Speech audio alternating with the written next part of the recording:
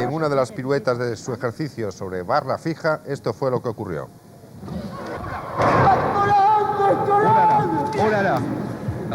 Hace 2 años ya los puso la propia Simone Biles. Siento el peso del mundo sobre mis hombros. La presión que reciben los atletas de élite por parte de sus federaciones para conseguir sus objetivos son tal que la mayoría acaban desarrollando graves problemas psicológicos, bloqueos mentales o incluso la exigencia con uno mismo hasta llevar al límite su cuerpo. Y esto hace que desempolvemos viejas historias sucedidas, como la de Helena Mukina, la atleta que estaba llamada a ser la más grande de la historia de la gimnasia artística, y la que tuvo una vida miserable por no llamarla de otra manera.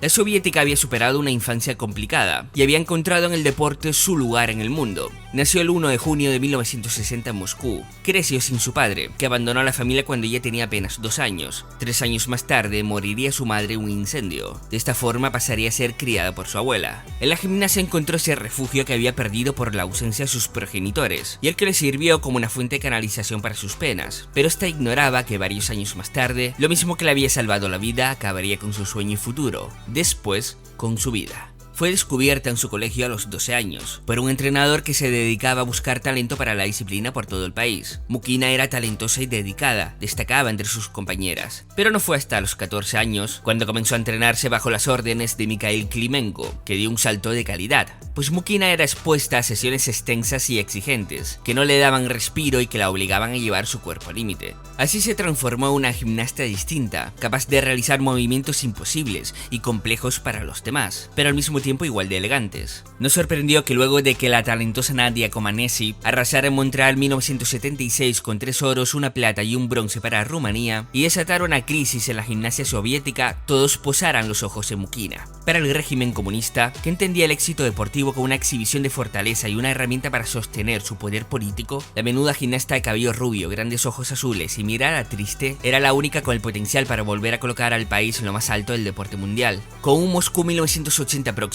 como gran objetivo final, bajo las directrices de las autoridades del gobierno soviético, Klimenko intensificó aún más las sesiones de entrenamiento de Mukina. Comenzó a incorporar cada vez más elementos de la gimnasia masculina a las rutinas en los diferentes aparatos. El trabajo duro y a veces excesivo de Helena dio los primeros frutos importantes en el Campeonato Europeo de Praga de 1977, donde la rusa se anotó sus primeras victorias sobre Comaneci. Se colgó 2 oros en viga, piso y barras asimétricas, fue plata en el all-around y bronce en salto. Al año siguiente, Mukina dio el primer golpe de efecto a nivel internacional, en el Mundial de Estrasburgo 1978. Aquí conquistó el título en el all-around y lideró el seleccionado soviético que consiguió la medalla dorada en la prueba por equipos, dejando a Comaneci y a Rumanía en el segundo escalón del podio. En ese torneo fue también oro en suelo y plata en barra y viga. Vamos, su carrera deportiva se estaba convirtiendo en todo un éxito, pero poco tiempo tuvo Mukina para disfrutar su conquista. Faltaba menos de un año para los Juegos Olímpicos de Moscú, y una derrota en manos de las rumanas en su propia casa era algo que la Federación de Gimnasia y el gobierno de la antigua Unión Soviética no querían imaginar. Por ello, Klimenko y Helena comenzaron a trabajar aún más duro, agregando cada vez más dificultad a sus rutinas. Uno de los elementos que el coach introdujo en el suelo fue el salto Thomas, un ejercicio de tanta dificultad que solo realizaban los hombres, porque si no se ejecutaba con suficiente altura y velocidad, se corría el riesgo de sufrir una lesión seria, y es el que estás viendo en pantalla.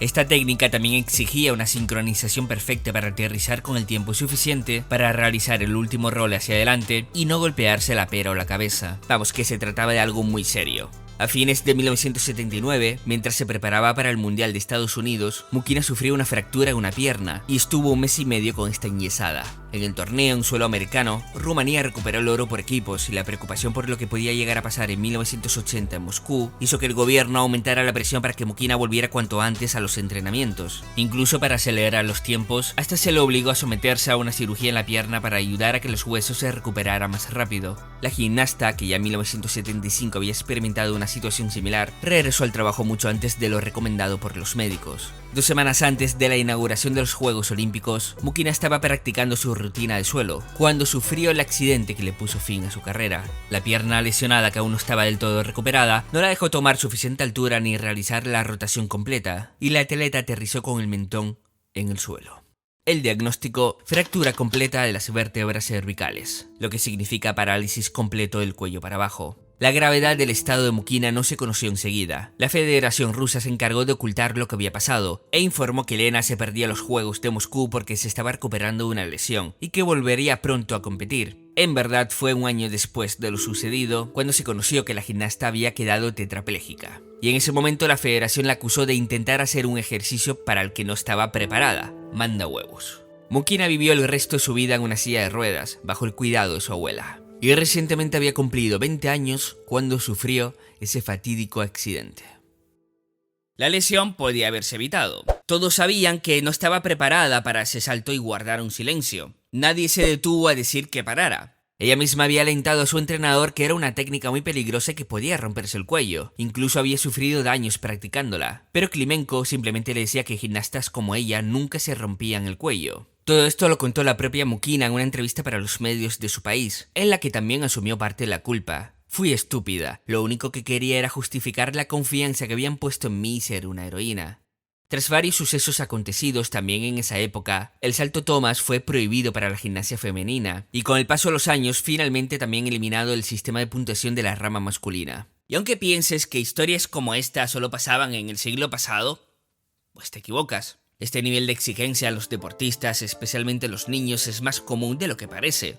Ya son muchos grandes nombres que se han pronunciado sobre la explotación deportiva que sufren por parte de las federaciones y entrenadores. El objetivo es uno y está por encima de cualquier cosa: ganar medallas. Así lo hizo saber el joven medallista olímpico Neil Wilson, al denunciar lo que él llama la cultura del abuso, esa que manipula a los deportistas emocionalmente diciéndoles que si no cumplen con lo previsto, sufrirán consecuencias. Claro, que le digan eso a un adulto que puede tomar decisiones e incluso denunciar públicamente la actuación, vale. Pero recuerden que en este tipo de deporte siempre se empieza desde una temprana edad y el asunto cambia en las psicologías más pequeñas. La propia Mukina lo dijo en su momento: nos entrenan para ser las mejores del mundo. Si no logramos ser las mejores entre las mejores, todo el esfuerzo no vale nada. En cuanto al riesgo, una vida vale poco en comparación con el prestigio de la nación. Nos han enseñado a creer esto desde la infancia.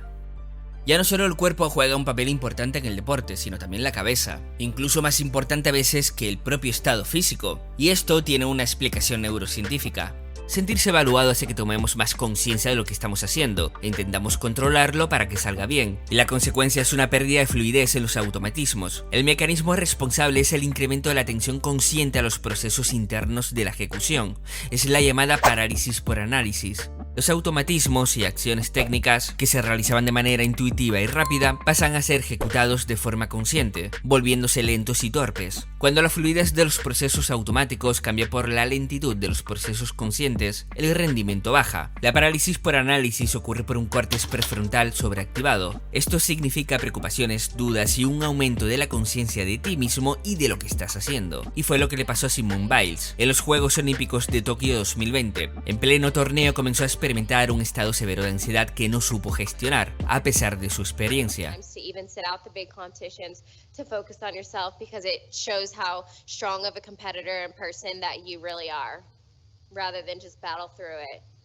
Y esto es más normal de lo que parece. Cuando el dominio de una habilidad es alto, el cerebro funciona más de forma sincronizada y eficiente.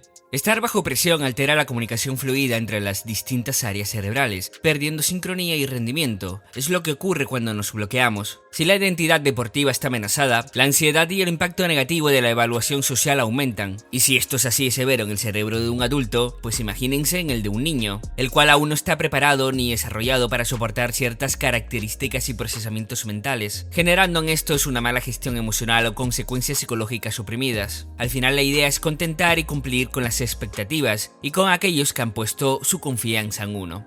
Tal y como sucedió en el caso de Elena Mukina, la cual no solo ha sido una deportista brillante, sino también un ejemplo a seguir como persona.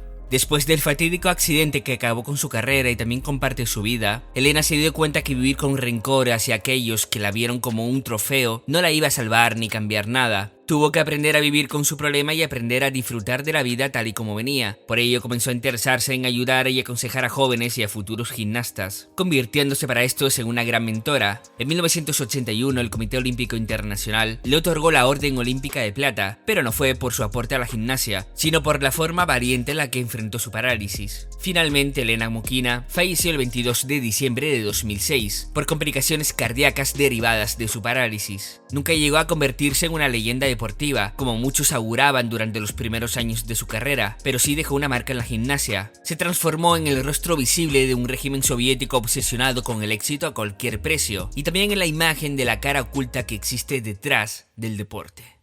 Una triste historia que nos hace ver cómo la obsesión y la exigencia de algunos acaba con el sueño e incluso con la vida de otros. Y de eso trata este vídeo en verdad, de dar a conocer ese lado oscuro que existe en el deporte y cómo afecta en especial a los más pequeños. La idea que creo que se debe conseguir en todo esto es una regulación y control para evitar historias como estas. Y también en esto metería industrias como el cine o los concursos de belleza infantil, que también hemos criticado mucho aquí en el canal. Aunque también es verdad que cuando los gobiernos están detrás de algo, pues poco se puede hacer, porque son los primeros que corrompen todo. Bueno, así está el panorama.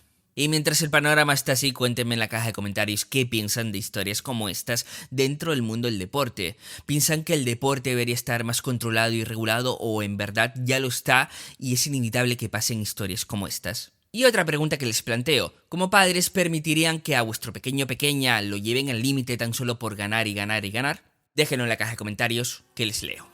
Espero que les haya gustado el vídeo y si es así pues dejen un buen like para apoyarlo y compártanlo también. Y si les apetece estar actualizados de todas las cosas del canal y de mi día a día, pues en el primer comentario fijado tenéis el enlace de acceso al canal de WhatsApp de Mente Humana, por si queréis entrar y tal.